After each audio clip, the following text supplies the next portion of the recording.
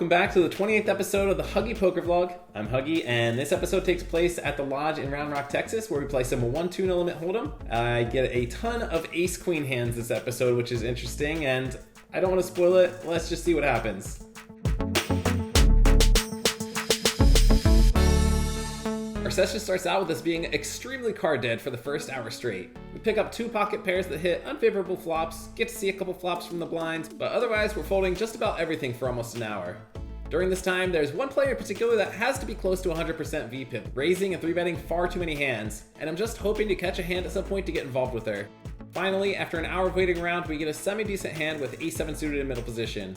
The +2 player raises to 15, the next player calls, and given that we've not been playing any cards, I decide to get aggressive hoping to get some respect.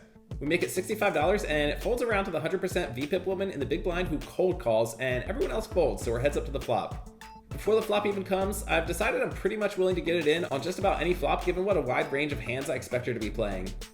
The flop comes Jack-6 Jack Rainbow, which is not too bad for our holding. She ends up pushing all in, having us covered, which I'm not surprised to see, and I go with the plan, making a pretty quick call for our last $95. The turn brings the ace of hearts, and I feel a little better about getting it in here, and the river brings the 3 of hearts. She shows pocket kings, so we were pretty unlucky to run into a legitimate hand considering how involved in every hand she's been, but obviously got super lucky to spike a 3-outer on the turn. 10 minutes later, we pick up king queen offsuit on the button. There's a straddle for 5, 2 players limp, and I raise to 25 in position. Just one of the limpers calls, so we're heads up to the flop, which brings 9-6 with 2 hearts. It's not a great flop for our range, so we're checking this one back when our opponent checks to us. The turn brings the jack of clubs, so we pick up some equity with a gut shot to go with our overcards, and when our opponent checks again, I reach for some chips to make a bet. He mucks as soon as he sees our hand move for the chips, and we take it down. Another 10 minutes pass, and we pick up pocket aces under the gun. I raise to $15, the player to my left calls, and the button calls as well, so we've got 3 to the flop. The flop comes 3 Jack Queen with 2 diamonds. Obviously we're c-betting here, and I make it 30. Just the short stack on our left calls, so now we're heads up to the turn, which shouldn't change anything when it brings the 7 of spades. I push all in for $39 effective with our opponent covered, and he insta-calls. The river brings the deuce of diamonds, I show that we've got aces, and our opponent shows that he had kings. The money was going in either way this hand, but our hand holds up and we're good. 3 hands later, we've got king-queen suited in hearts. There's a raise to $10, and the player on my right, who's been pretty active, re-raises to 35. I consider 4-betting, especially since we've got position on the button, but ultimately decide to call for a flop instead. Everyone else folds, so we're heads up to a pretty nice flop of 3 Jack-5 with 2 hearts. Our opponent checks, and I take the lead, making it 30. He quickly calls, so we're headed to the turn where we bink our flush with the 4 of hearts. Our opponent checks again, and I bump up the bet a bit, making it 50. He hesitantly makes the call, and the river brings the ace of clubs. We get checked to again, I push all in, and our opponent quickly folds, saying, Worst Absolute worst. Can't beat an ace. We're card dead for another 45 minutes, with only one semi-playable hand that manages to connect. We've got king-7 suited in spades. There's 1 limper, and I raise to $12 in the cutoff. It folds back to the limper, who basically min 3-bets to 27. I'm not really sure what kind of hand he has that's doing this, but for only $15 more and position on the hand, we're not going anywhere.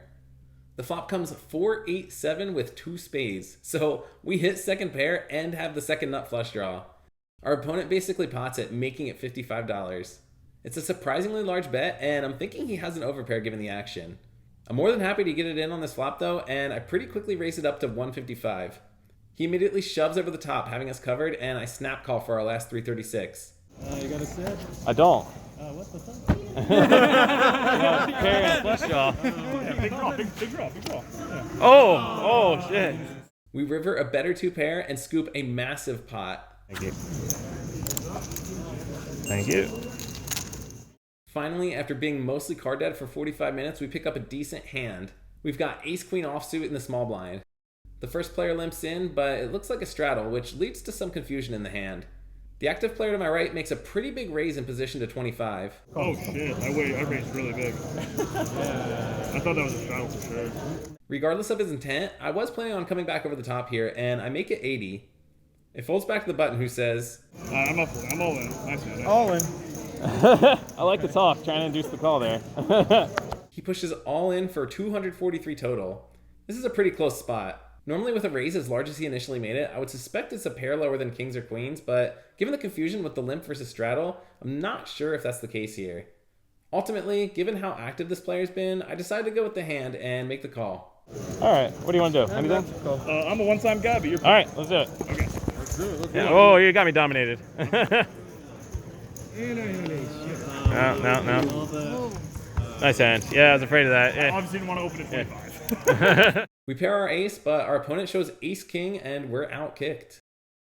15 minutes later, we've got jack-8 suited and clubs on the button. The end of the gun player raises to 11, it folds to us, and I call with position. The big blind decides to join along as well, and the three of us head to a flop of 7-9 king rainbow. So we flop a gut shot, any 10 would give us a straight. The pre-flop raiser c-bets for 20, and we both make the call. The turn gives us a bit more equity when it brings the 7 of clubs. We've got a flush draw to go with our gut shot, and now both players check to me. I feel like this is a good place to take the lead, so I bet out for 50. Both players end up making the fold, and we take it down. 10 minutes later, we've got ace-queen offsuit in the big blind again. There's a straddle to 5, a raise to 15, and another player calls the raise. I raise to 75 since we're out of position, and everyone ends up folding, so we take it down without a flop. Just 2 hands later, we've got ace-queen offsuit again, this time in the button. The end of the gun player limps, and the +1 player raises to 20. I consider 3-betting, but I haven't seen this player raise much, so I opt just to call. The small blind, big blind, and +1 players all make the call as well, so we've got 5 players to the flop, which comes 5 ace-7 with 2 diamonds. So we flop top pair, but when it checks to the pre-flop raiser, he c-bets for 60. I'm a little gun shy here after losing that last big hand with ace-queen versus ace-king, plus considering I haven't seen this guy raise much. So I just call here to reevaluate on the turn. Everyone else folds, so we're heads up to the turn, which brings the 4 of spades. Our opponent shoves all in for 190 total. Ugh, I feel sick in this spot. He might have ace-king, but I think there are other weaker ace-high hands he could be doing this with just as well, and I ultimately decide... I got a call. If you got ace-king, you're good. No more betting. Sounds like a 6 and a flush draw. The same hand against you last time. Yeah, that's twice. Our opponent shows ace-king, and our ace-queen loses to the same hand as last time. 2 more hands later, we pick up, not ace-queen, but ace-king this time. The end of the gun player straddles to 5, 1 player calls, and I raise to 20 in the hijack. The cutoff, button, and limper all call, so we've got 4 players to the flop, 2 of which have position on me, which brings 7-9 ace with 2 spades. The limper checks to me, and I like this flop, but this table's been very aggressive, and I feel like if I check here, one of the players behind me will definitely bet. Unfortunately, it ends up checking through, so we all get a free turn card, which is the 10 of diamonds. The limper checks to me again, and I put out a feeler bet of $30. The cutoff and button both call, and the limper folds, so just the 3 of us head to the river, which is the 5 of hearts. This is a pretty good card since the flush draw misses, and it doesn't help anyone who had a straight draw on the turn. I check with the intention of calling a bet, and the cutoff makes it 60. The button thinks and raises it up to 200. I almost turbo muck our hand, thinking we're behind, but then I get to thinking, a set or 2 pair would have better raised on the flop or turn given his position, which he didn't do. I'd expect the same if he made a straight on the turn as well. If you hit 2 pair with an ace on the river, raising doesn't make sense here given how coordinated the board is. This player's a regular, and he seems pretty smart. I get to thinking that this is probably a bluff from a hand that missed a draw. After a solid 2 minutes of thinking, I go with my gut and call all in for my last $158. The cutoff folds, and the button throws his cards into the muck before we even have to show, and our read was right. Our hand is good. 2 hands later, again, you'll never guess what we get. Ace-queen suited under the gun. I raise to $10 first to act, and all 3 players behind me call. The hijack then re-raises to 50. Here we go. I feel like our hand's too strong to fold, so I go with the call hoping to see a flop. All 3 players behind me call as well, so we've got 5 players headed to the flop in a $250 pot. The flop comes 10-6-5, all the same black suit, in clubs. Everyone checks to the pre-flop raiser, who c-bets for 100. Obviously, we lay this one down, and ace-queen is just not our hand today. 10 minutes later, we've got queen-jack suited and hearts in the hijack. There's a $5 straddle, 1 player limps, and the player on my right makes a pretty big raise to 27. I feel like we're both deep enough that it warrants a call, and we've got position too, so I throw in some calling chips. It folds back to the limper who calls as well, and the 3 of us take a flop. The flop comes 4-6 ace rainbow, so we miss completely. It checks to me, and with nothing but queen high, I'm checking this one back. The turn brings the king of diamonds, so we pick up a gut shot. Everyone ends up checking me again, and I figure it might be worth taking a stab here, so I put out a bet of 30, and surprisingly, both players fold. About 20 minutes later, we pick up ace-jack offsuit in the hijack. The middle position player raises to 15. I call, and the big blind, who's the same guy that re-raised our ace-queen hand last time, 3-bets to 45. The original raiser folds, and I say, I'll give you some action. Why not? The flop comes queen-jack 8 with 2 spades, so we flop second pair and some backdoor draws. Our opponent checks, and I don't feel like there's any reason to bet at this point, so I check back for pot control. The turn brings the 6 of spades, so we pick up the nut flush draw to go with our pair. He leads into us now for $30.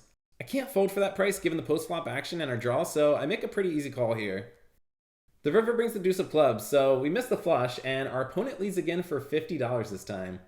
We're behind aces, kings, queens, jacks, and ace-queen, and we're really only beating ace-king or maybe pocket tens here. I know I should fold, but I'm admittedly frustrated at this point and feeling like I can't always somehow have the second best hand every time I have a premium, so I go against my instincts and make the call. Of course, we're shown pocket aces, and our pair is no good. 45 minutes later, we've got the last interesting hand of the session, pocket jacks in the cutoff. The under the gun player, who's the same guy that had pocket aces in the last big hand, raises to $12. It folds to us, and I raise it up to 36 in the cutoff. Just the under the gun player calls, so we're heads up to the flop, which comes 5 king 3 rainbow. He checks to us, and I see bet for 26. He quickly calls, and we see a turn of the deuce of spades. Now our opponent leads into us for 60. In retrospect, I probably should call here given how draw heavy the board's become, but in this spot, with our opponent making a semi-strong lead here, I feel like a lot of the time he's looking to not miss out on value with a decent hand. I could definitely be wrong, as this session's gotten the better of me in too many spots, but I ultimately decide to just lay my hand down. Our opponent flashes the ace of diamonds, which pretty much just tells us he doesn't have a flush draw, so I guess we'll never know if folding was the right move.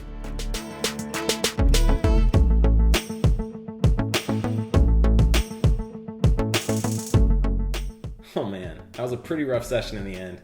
We started strong, we got through the dry spell of cards at the beginning, we built our stack up to about $800 at our peak, and it all came crashing down, losing every big hand in the second half of the session. Unfortunately, after buying in for $200, we cashed out for $257, and with fees, we had a profit of $13, so we basically broke even. Guess I can't complain, we didn't lose anything, and the bankroll's still going the right direction, which we're now sitting at roughly 14.4K. If you enjoyed the episode, please hit the like and subscribe buttons, leave a comment, I'll get back to you as always, and otherwise, I'll see you next time. Take care.